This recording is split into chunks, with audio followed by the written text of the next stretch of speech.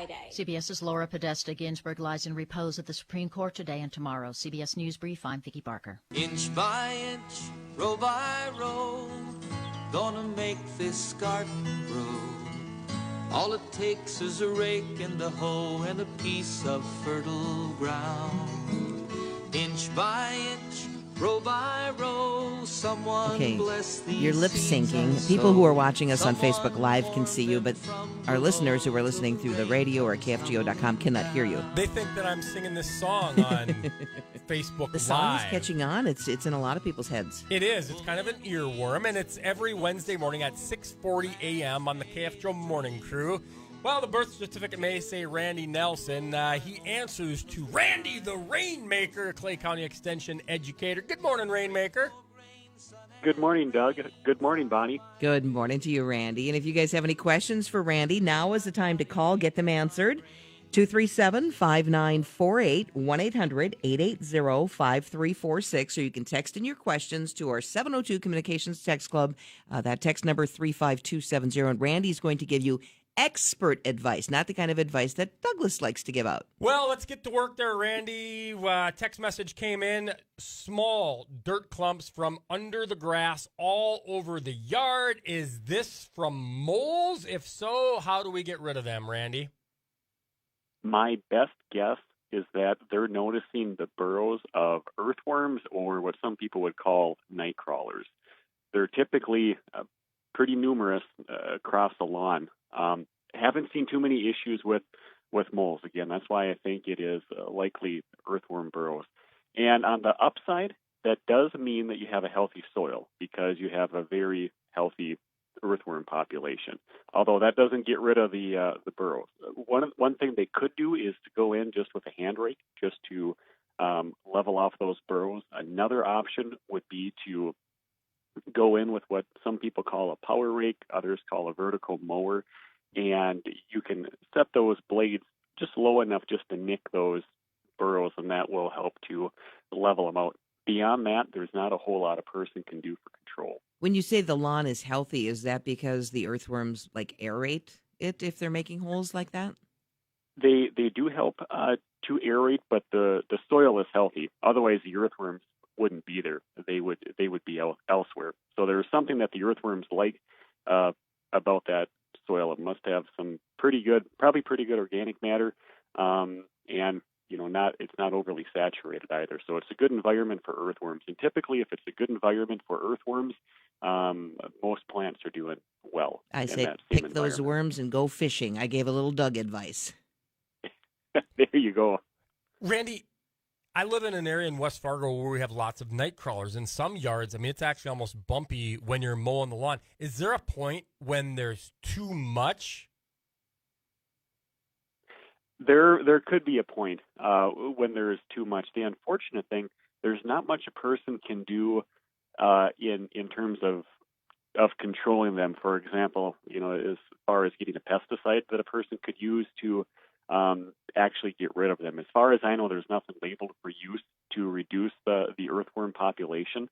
In some cases, I've noticed that you have a few more earthworms if your lawn happens to be thin in areas. At least that's been my observation. So if it happens to be the case where the lawn's a bit thin and maybe they're noticing more burrows, a person could try to thicken up the lawn in those areas, maybe go in and do some reseeding at some point in time and just see if those areas can get thickened up. Clay County Extension Educator Randy Nelson is here. If you have any questions for him, call now, 237-5948, 1-800-880-5346, or text in your question to the 702 Communications Text Club, 35270. Randy provides a great service on the air, and he also has a great column in the FM Extra if you pick that up and take a read through it. Another question popping this way, Randy. Needle drop on spruce. How concerned should someone be? I have been getting quite a few calls on needle drop, and it seems like it started maybe over the course of the past 2 weeks or so. And what people are noticing is that the inner needles, which would be the oldest needles towards the trunk of the trees, are starting to brown and fall off. And from talking with people and actually looking at a few trees, it seems to be pretty consistent that it's just the older needles on the tree, and all the newer needles are nice and green. And in that case, people shouldn't be too concerned because it really looks like what's known as seasonal needle drop.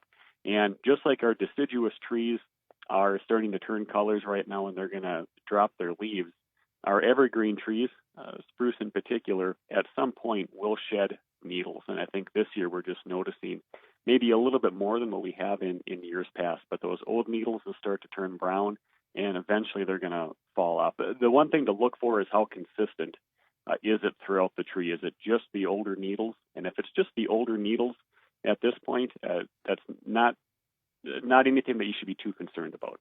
Randy, Sharon hitting us with an email. She has 2 questions for you. Is it too late to trim shrub roses back? It is not too late to trim them back. If she wanted to, she could even wait.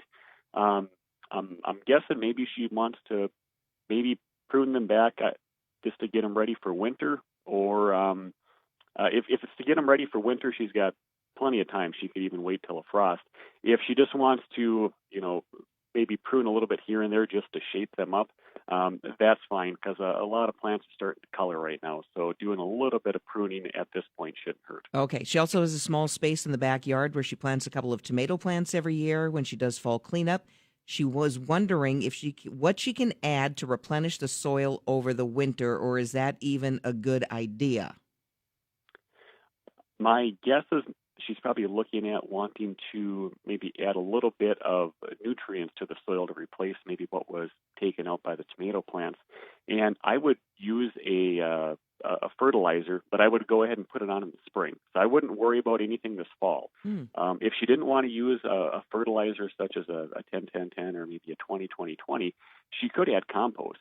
And if she wanted to, she could put compost on right now and work that in, or she could even add compost in the spring. But if she wants to go with a fertilizer, do it in the spring. One more quick question from our text club, Randy. Just planted grass seed. How often should I water the area seeded? You're going to want to water that enough to keep that seeded area moist. You just don't want it to dry out. And it's tough to say, if it's 2 times a day, 3 times a day, or just once. We're getting, later in the fall here, our temperatures are cooler, so you might get by with maybe just once or twice. But the important thing is just to keep that upper inch or so of soil moist. All right. And Randy, phone number if anybody has any questions for you? They can reach me at 218-299-7338. All right. Thank you, Randy, for your time this morning. We appreciate it. Thanks for having me on. You bet. That's Clay County Extension Educator Randy Nelson joining us here on the KFGO